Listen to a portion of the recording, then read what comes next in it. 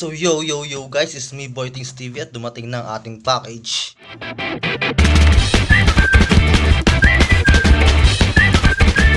So yun guys, today is July 20 kung saan nagaganap ang birthday ko. Sa labas, naghahanda na sila. Ito ay tumagal ng 7 days sa biyahe. Finger crossed tayo na buhay silang lahat and healthy. Anyway, huwag na natin patagalin to. Let's start the video. Charan! Gotcha.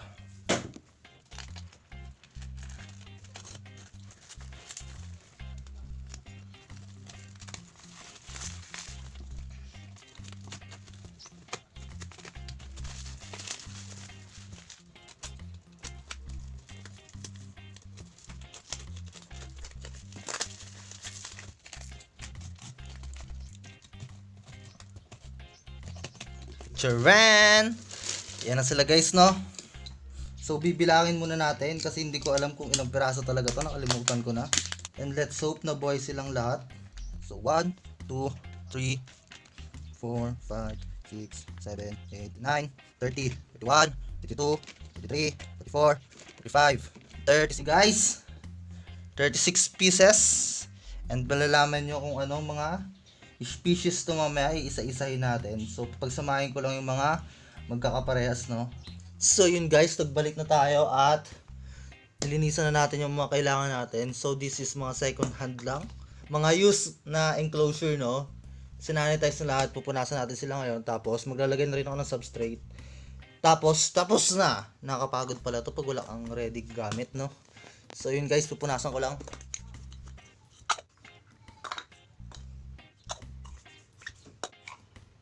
So yun guys, tapos na tayo magpunas and lalagay naman tayo ng substrate, no.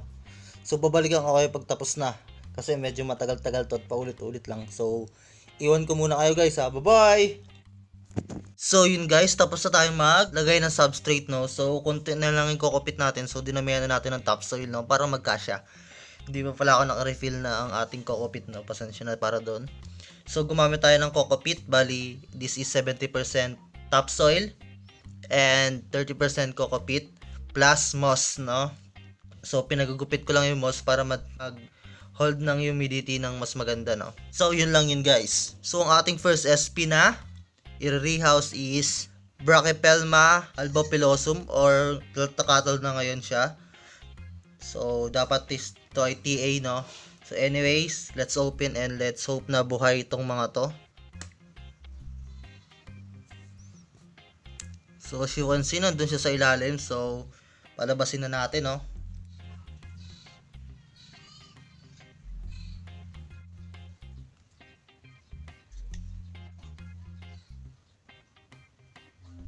So yan siya guys. Good size na to, no. Compare sa iba nating dumating, ito yung pinakamalaki. So lalagay na natin siya.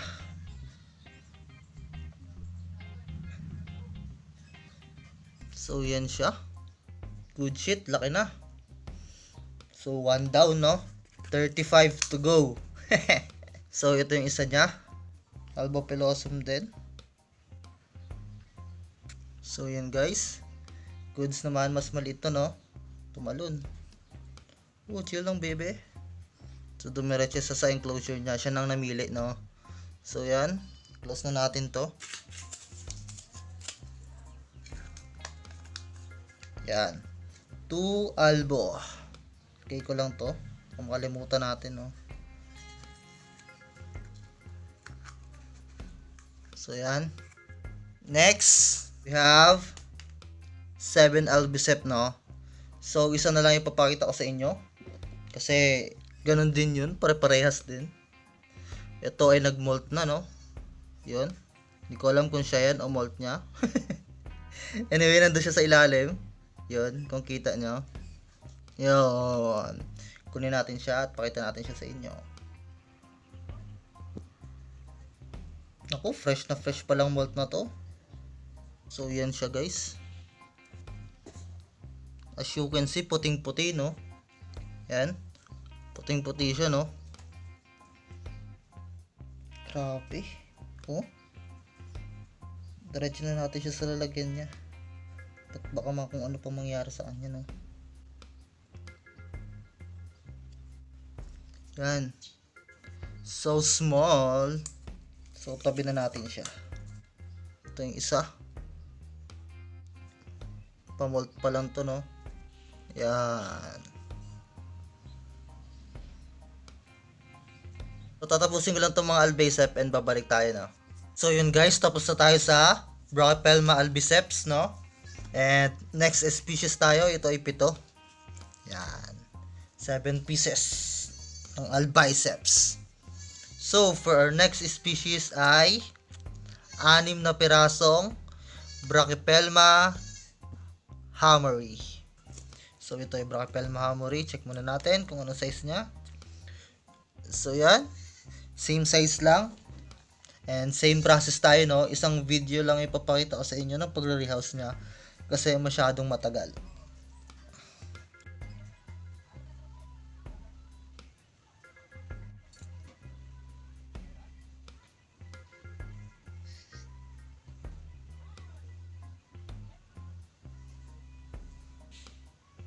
So yan siya guys. Yung makikita nyo parang mas malaki to sa albiceps, no? So anyway, lagay na natin siya sa kanyang new house. So there you go. So our Brachypelma hammeri. So yan, takpan na natin siya. And goods na yan. So gagawin ko lang to guys sa lahat ng Brachypelma hammeri natin, no? 5 pa to. So i-rehouse lang natin sila and babalik ako sa inyo. So yun guys, another SP down na naman, no? So ito is 6 na hammeri and na-rehouse natin sila lahat. And thankfully, boy naman sila lahat, no? So yan, 6 na hammeri. Next species tayo. This is Filta cattle vagans, no? Ito yung rehouse natin 3 dito. So yan. Check natin yung size niya. So parang ito ang pinakamaliit sa kanilang lahat, no? Ang ating vagans. So yan siya guys. Oh shit. Okay, bilis siya.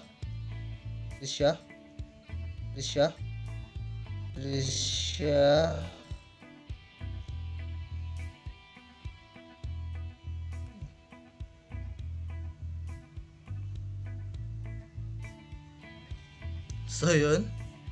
So you can see, yan siya. Tik na siya makatakas, no? Natin siya nakita doon. Pasukin muna natin ulit siya. Yun, diretso doon. And dito natin siya ilalagay, no? Sobrang liit niya. Yan. Takpan na natin bago pa siya ulit tumakas, no? So i-rehouse ko lang tong dalawa guys. And balikan ko kaya. So yun guys, tapos na natin i-rehouse ang 3 Filta cattle vagans. So yun, mali pala yung sinabi ko, no? So papakita ko pala muna sa inyo tong last na species. So ito na talaga ipapakita ko sa inyo last, no? Kasi itong species na to is borrower species and old world, no? So this is Meridionalis. Ewan ko kung Syropogopus or ano ba yung isa? Basta Meridionalis to, no? So yan. At dahil ito ang i-rehouse natin, gagamit tayo ng medyo malaking Tupperware in case lang na mag-bolt siya, no? And I think this is not enough for a Meridionalis, no? Maglalagay pa tayo ng konting moss. So yan, para yan ay magsisilbing web core nila kung sakaling gusto nila mag-web at ayun na nila mag-borrow. Kasi medyo mababaw yung substrate natin, pasensya na doon. So anyway, papakita ko na sila sa inyo. So yan, malaki na to guys. So papakita ko lang sa inyo, tapos iiwan ko na lang na bukas to dito, no? Para extra safe tayo. Kasi ayoko magkaroon ng casualties. So ito nag-webbings na, no? So yan, natin sila dito. Nag-webbing na rin to. So yan. So ito yung pinaka-safe na paraan para hindi na sila mawala, no? Sorry pero hindi ko susugal to. At hayaan natin silang lumabas, no? Tapan ko na. And last but not the least, this is Choco Goldeny guys, no? So yun guys. Tsaka golden eh. So magte-text lang ako sa tropa ko, papakuhanan ko ng kokopit, no? And hindi ko na lang siguro tayo papakita sa inyo kasi medyo mahaba na yung video natin. So yun lang yon. Magandang po birthday para sa akin. Pero kung gusto niyo dagdagan, magsabi lang kayo. So yun guys, no skip ads tayo para happy tayong lahat. And this is me, Kuys TV, signing out. Bye bye.